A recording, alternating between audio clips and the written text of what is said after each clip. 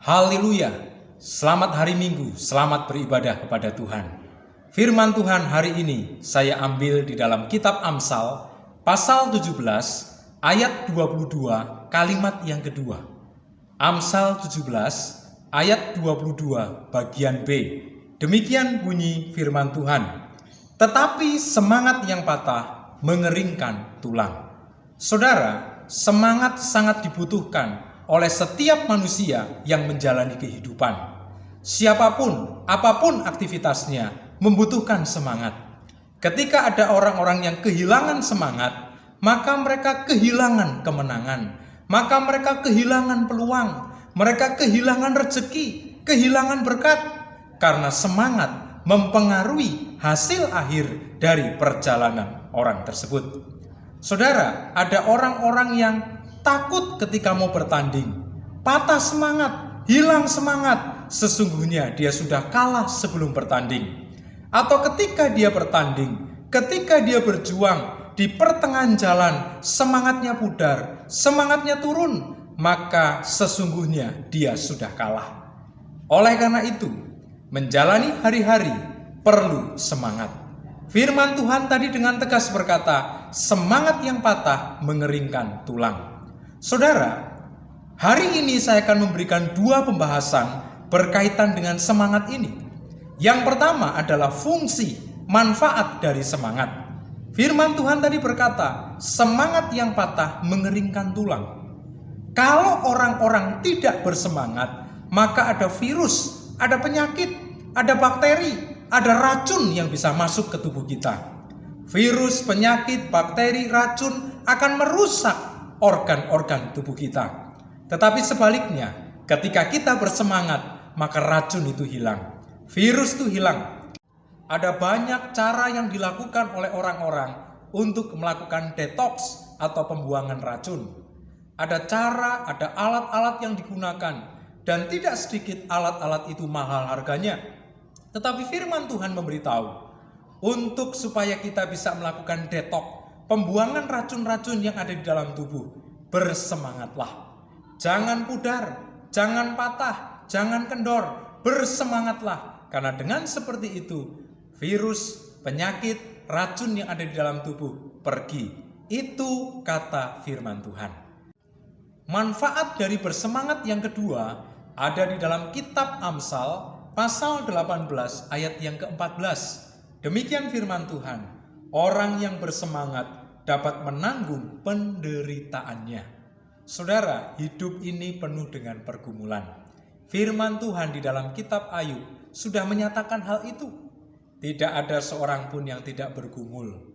Tidak ada seorang pun yang tidak mengalami penderitaan. Mereka berjuang, mereka menangis, mereka merintih. Dan tidak sedikit orang yang menyerah, patah semangat, putus asa. Tetapi saudara, ternyata ketika kita ada di dalam pergumulan lalu patah semangat, justru itu akan merugikan kita. Tetapi ketika kita mampu bersemangat, maka kita bisa menanggung penderitaan. Kita bisa menanggung pergumulan. Kita bisa menanggung beban yang berat. Semangat itu bagaikan tenaga dalam. Semangat itu bagaikan tenaga yang tidak nampak, tidak kelihatan, tetapi kekuatannya luar biasa. Karena bisa menanggung segala macam penderitaan. Dan terbukti saudara, Ayub ketika mengalami penderitaan begitu hebat, dia tetap bersemangat, dia mampu menanggungnya.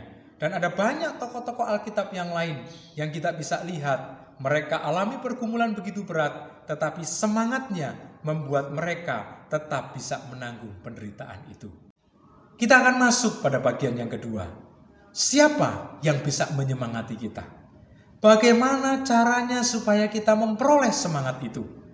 Saya lanjutkan di dalam Amsal pasal 18 ayat yang ke-14 bagian yang kedua. Tetapi siapa yang akan memulihkan semangat yang patah? Tetapi siapa akan memulihkan semangat yang patah? Jadi saudara, ternyata sulit sekali untuk memperoleh orang-orang yang bisa memberikan semangat. Oleh karena itu, yang pertama-tama yang harus bisa menyemangati kita adalah diri kita sendiri.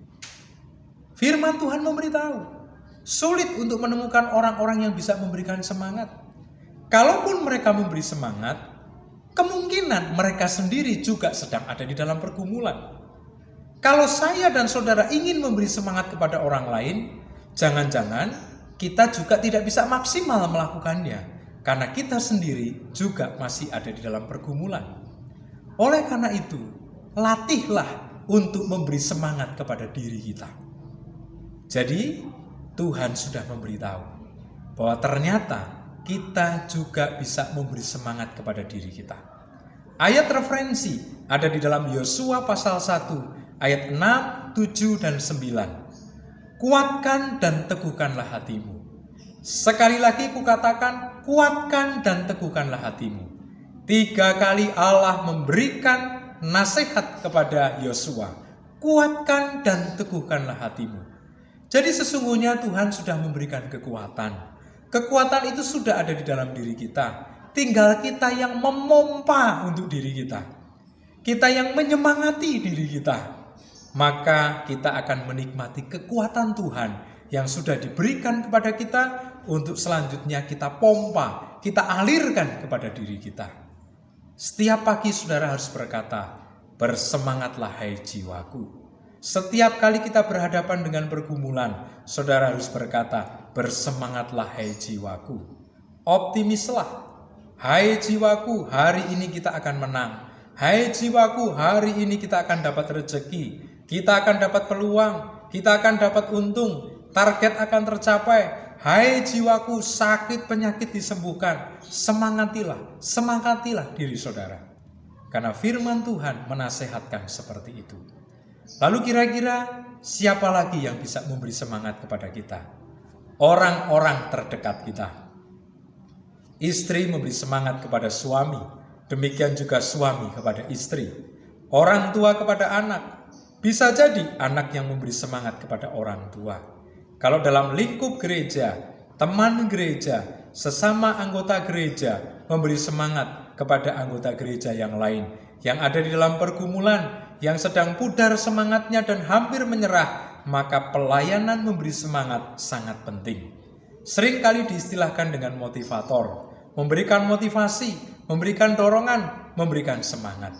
Siapa lagi yang bisa memberikan semangat untuk diri saya dan saudara? Pengalaman hidup kita. Perjalanan-perjalanan masa lalu yang sudah kita jalani.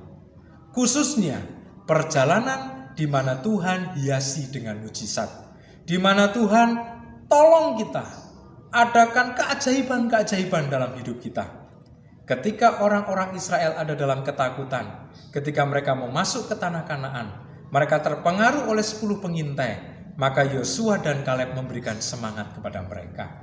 Musa pun juga menyampaikan bahwa kita semua pasti bisa masuk ke tanah Kanaan karena Tuhan sudah bebaskan kita dari perbudakan Mesir. Perjalanan Israel sudah dihiasi dengan mujizat. Itulah yang membuat mereka tetap terus melangkahkan kaki maju ke tanah Kanaan. Nah, saya dan saudara juga demikian. Lihatlah perjalanan hidup sebelumnya. Lihatlah pertolongan-pertolongan Tuhan sebelumnya.